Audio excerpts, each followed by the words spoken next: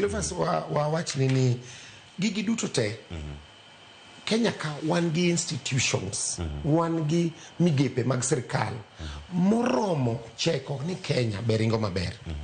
In fact gik mo wamedo kaka NADCO report gini en mana jiwo migepego, jiwo kaka weche mag two-third gender rule wan gi court monego bed ni neno ni weche makamago timore. Wach mar IEBC wan gi sheria mar IEBC maka IEBC okodonjo in time to nitiere tera sheria ma kethore sechego. Omiyo Kenya ka wan gi chike moromo gi migepe moromo tayowa. Gimonego watim as a country an gi pacha en ni onego bed ni wamiyo sirkal thuolo. Onego wayaw thuolo wabed joma patient nikech wambe wang'ere kaka jo Kenya, wang'e kuma wae, wang'e kuma wantie to wang'e kuma wagombo ni mondo wadhiye. Jo Kenya ok gin patient. Jo Kenya ok patient. Gionge thuolo mar rito. Waonge thuolo mar rito. Sani wago maandamano 2023 omiwa NADCO report. Watamore rito. Wago maandamano 2024 June watamore rito omiwa broad based government. Okay?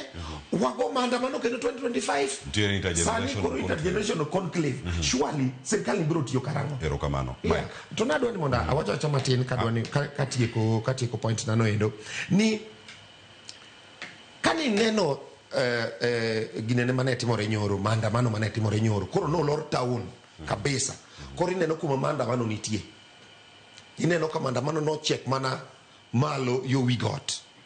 Nyiso ni dhao mwa dhao ni magore sani ni oken dhapwa.